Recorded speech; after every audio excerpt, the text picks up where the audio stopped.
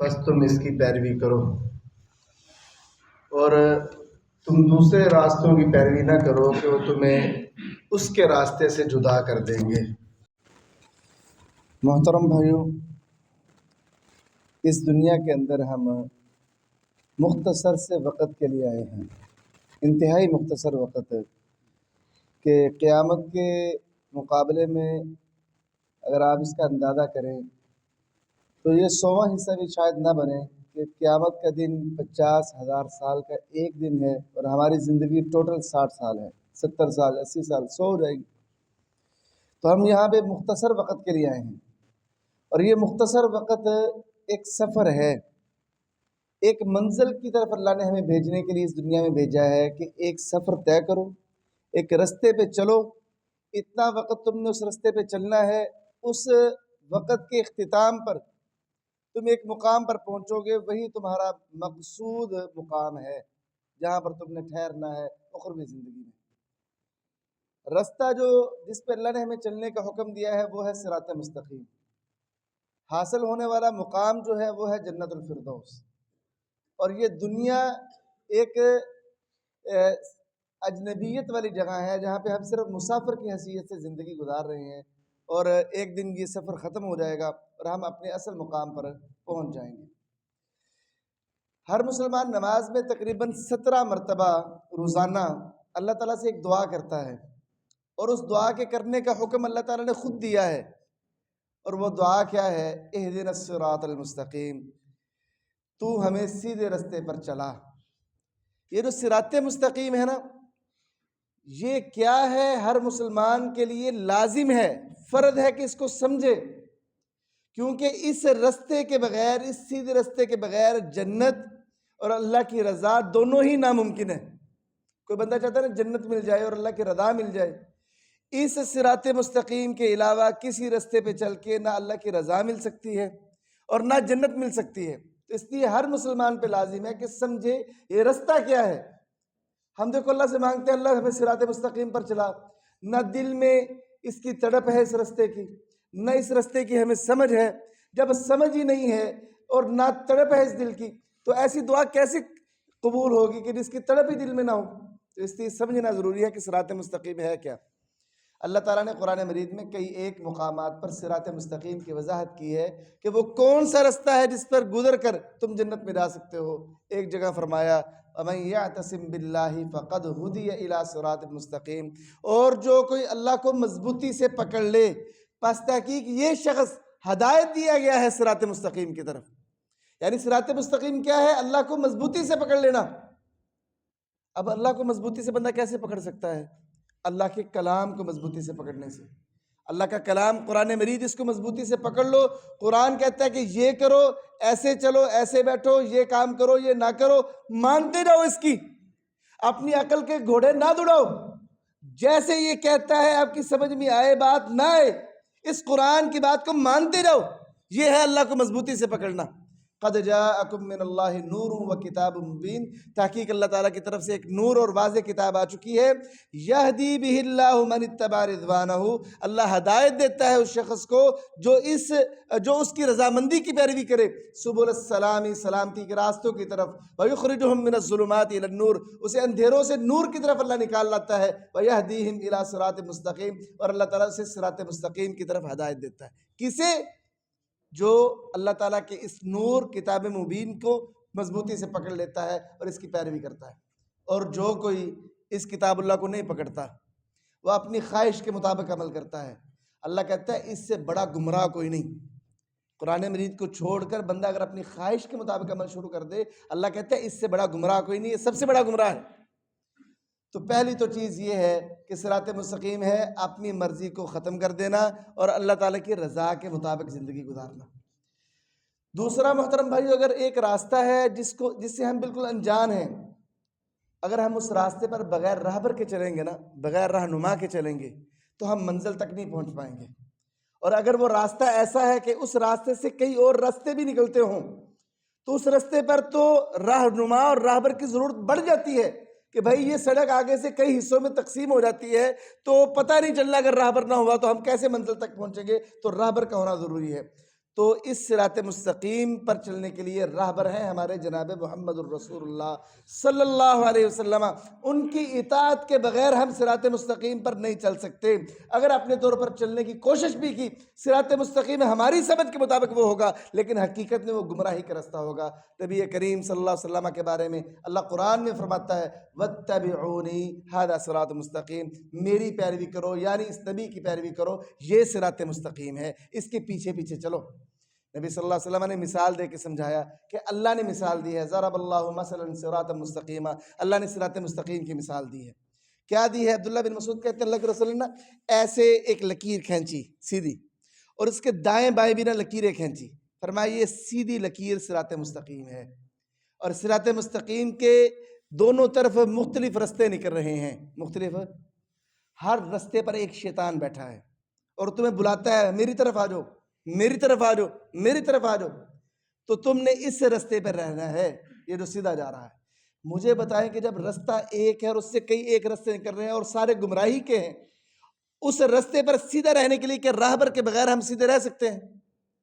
یہی وجہ تھی کہ چھوٹی چھوٹی عبادات کی وجہ سے بڑے لوگ غفلت کا شکار ہو گئے اور گمراہ ہو گئے کہ جب انہوں نے اپنی عقل کے گھوڑے دوڑائے اور رسول کریم کی بتائی ہوئی تشریحات کو نہ مانا اور قرآن کو اپنی سمجھ کے مطابق سمجھنا شروع کیا۔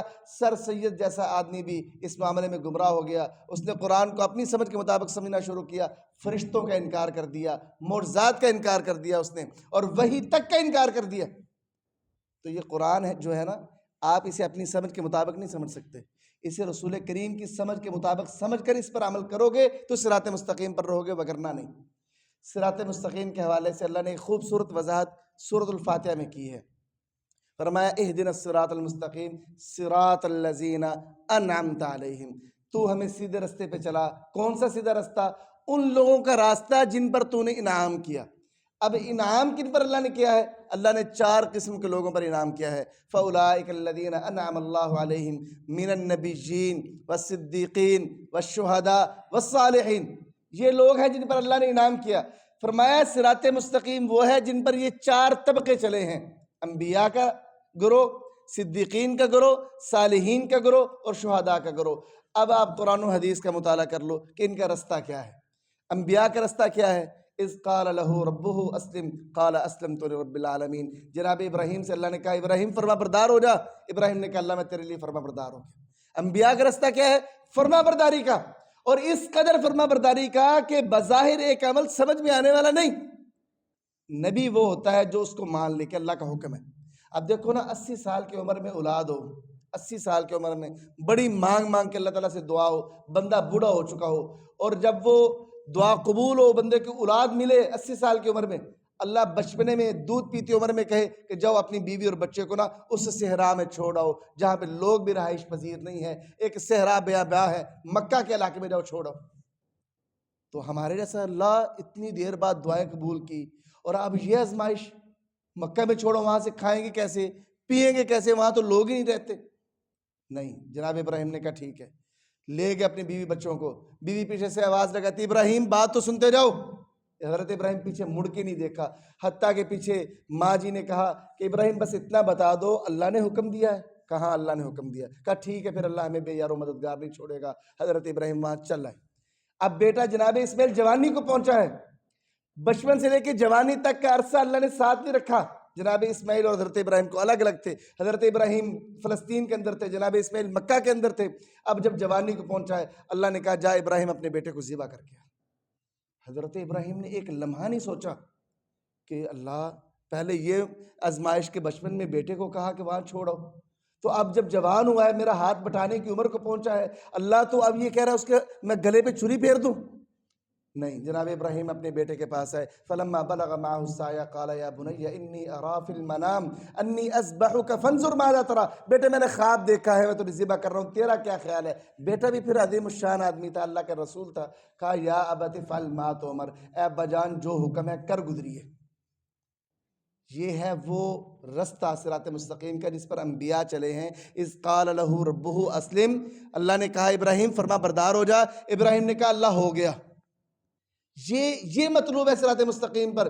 اب دیکھو نا، بظاہر عقل نہیں مانتی اپنی اولاد کو ذبح کرنے پہ، لیکن جناب ابراہیم نے کوئی شکوہ کوئی سوال نہیں کیا، اللہ کا حکم ہے، ٹھیک ہے جی، سمعنا و اطعنا، سنا اور مان لیا اس کو۔ تو محترم بھائیو، صراط مستقیم کے اندر جو پہلا گروہ ہے نا انبیاء کا، ان کا رستہ ہے مکمل فرما برداری والا، سمجھ آئے نہ آئے۔ دوسرا گروہ ہے وہ صدیقین کا۔ صدیقین سچ بولنے والوں کو نہیں کہتے، صدیق کہتے ہیں والذی جاء بالصدق وصدق بہ، جو سچی بات لے کر آئے اور سچ بات کی تصدیق بھی کرے۔ بعض لوگ ہوتے ہیں سچ بولتے تو ہیں، خود سچ کو قبول نہیں کرتے، وہ صدیق نہیں ہے۔ صدیق وہ ہوتا ہے جو خود سچ بولے بھی اور سچ کو قبول بھی کرے۔ ہمارے یہاں کیا ہوتا ہے کہ بڑا سچ بولنے والا آدمی بھی جب اپنے خلاف بات آتی ہے نا تو وہ سچی بات سے ہٹ جاتا ہے۔ تو صدیق وہ ہوتا ہے جو ہمیشہ سچ پر قائم رہے۔ یہ ہے رستہ صدیقین کا، اگرچہ سچ کے نتیجے میں آپ کو کوئی نقصان ہی کیوں نہ پہنچتا ہو تب بھی سچ پر ڈٹے رہنا، یہ صدیقین کا رستہ ہے۔ تیسرا گروہ ہے صالحین کا رستہ۔ صالحین کا رستہ کیا ہے؟ وہ ہے کہ خود بھی نیکی کرو، لوگوں کو بھی نیکی پر لگاؤ۔ جو بندے خود نیکی کرتے ہیں اور لوگوں کو نیکی پر نہیں لگاتے، یہ لوگ صالحین نہیں ہیں۔ یؤمنون باللہ والیوم الآخر ویأمرون بالمعروف وینہون عن المنکر ویسارعون فی الخیرات واولئک من الصالحین۔ فرمایا جو اللہ پر، یوم آخرت پر ایمان رکھتے ہیں، لوگوں کو نیکی کا حکم دیتے ہیں، برائی سے روکتے ہیں اور نیکیوں میں آگے بڑھتے ہیں، خود بھی نیکیوں میں آگے بڑھتے ہیں، لوگوں کو بھی نیکی کا حکم دیتے ہیں، برائی سے روکتے ہیں، فرمایا یہ لوگ صالحین ہیں۔ یہ لوگ، اگر آپ اپنی نماز کا بڑا خیال رکھتے ہو، روزے کا خیال رکھتے ہو، آپ کا ہمسایہ بے نماز ہے، محلے والے بے نماز ہیں، آپ کو ان کی فکر ہی نہیں ہے، آپ ان کو نماز کا حکم دیتے ہی نہیں ہو، وہ برائی آپ کے سامنے کرتے ہیں، آپ ان کو روکتے ہی نہیں ہو، مت سوچنا کہ آپ صالحین میں سے۔ صالحین کا رستہ یہ نہیں ہے۔ صالحین کا رستہ ہے کہ خود بھی نیکی کرو اور لوگوں کو بھی نیکی کا حکم دو۔